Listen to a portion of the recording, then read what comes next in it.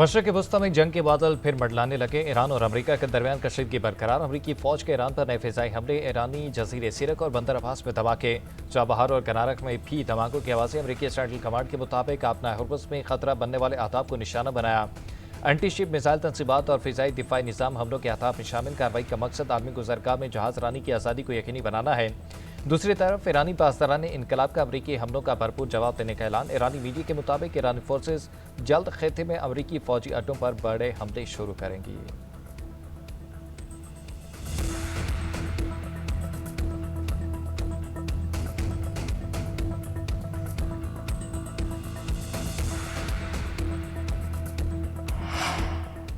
अमरीकी सदर ट्रंप ने ईरान पर हमलों की फुटेज शेयर कर दी। सोशल मीडिया पर बयान में कहा कि बहरी जहाज़ों पर हमलों के रद्दअमल में ईरान पर हमले किए।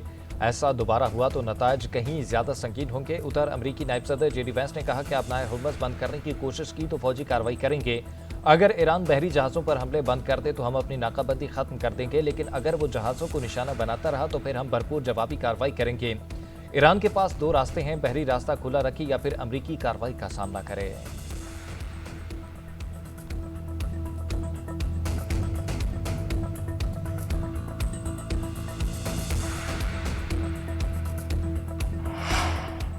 हम बदजुबानी का जवाब बदजुबानी से नहीं अमल से देते हैं। ईरानी वज़ीर ख़ारजा का अमरीकी सदर ट्रंप के बयान पर रद्द-ए-अमल। अब्बास अराग़ची का अमरीका पर मुफ़ाहमती याददाश्त की खुली खिलाफ वर्जी का ऐलान। कहा, ईरान के तेल की फ़रोख्त पर पाबंदियों की बहाली। अमरीकी हमले और हिज़्बुल्लाह के खिलाफ कार्रवाइयों ने मुफ़ाहमती याददाश्त को गैर मौसर कर दिया है। ईरानी सुप्रीम लीडर के मुशीर अली अकबर विलायती बोले कि अमरीकी इक़दामात खित्ते को आग में झोंक रहे हैं। ईरानी अफवाज की उंगली ट्रिगर पर है। ईरानी स्पीकर बाकिर कालिबाफ बोले कि गुंडागर्दी और भत्ताखोरी का दौर खत्म हो चुका। ईरान झुकता नहीं, मुसलसल धमकियां, तेल की फरोख्त पर दोबारा पाबंदी और लिबनान में इसराइली हमलों का जारी रहना मुफ़ाहमती याददाश्त की खिलाफ वर्जी है।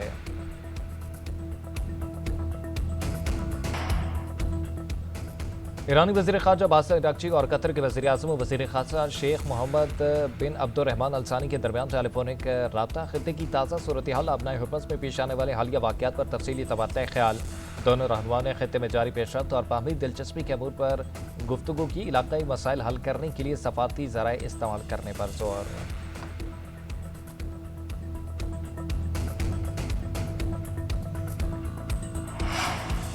ईरान अमरीका कशीदगी। आलमी मंडी में खाम तेल की कीमतों में फिर इजाफा।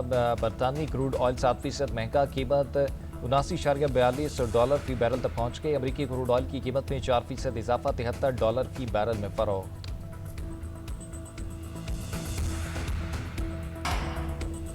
शहीद ईरानी सुप्रीम लीडर आयतुल्लाह ख़ामेनी को आज मशहद में सपुर्द खाक किया जाएगा। तदफीन इमाम रज़ा के रोज़े की हदूद में होगी। इराक के शहर नजफ में ख़ामेनी की नमाज जनाजा अदा कर दी गई। अवाम का जम खफीर उमड़ आया। अमरीका और इसराइल से इंतकाम के नारे। नमाज जनाजा के बाद शहीद का जसद खाकी करबला मुंतकिल किया गया। लाखों अफराद ने आखिरी दीदार किया।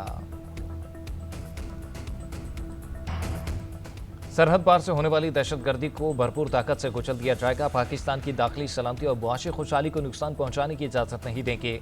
दहशतगर्दों के ठिकाने और सहूलतकार मुकम्मल खत्म किए जाएंगे। Chief of defence forces field marshal Siddharth Munir का एक बार फिर वाज़ेह और दो टोक पैगाम।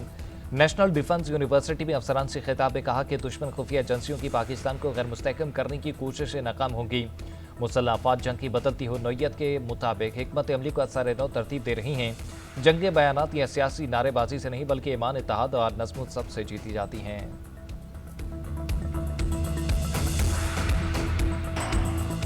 बलूचिस्तान में दहशतगर्दी के 3 वाक़यात। खारजियों ने 4 रोज़ में मजमूई तौर पर 42 अफराद को शहीद कर दिया। शोहदा में 27 पुलिस एहलकार, पाक फौज के 11 जवान और 4 शहरी शामिल। फोर्सेज की जवाबी कार्रवाई में 54 खारजी मारे गए।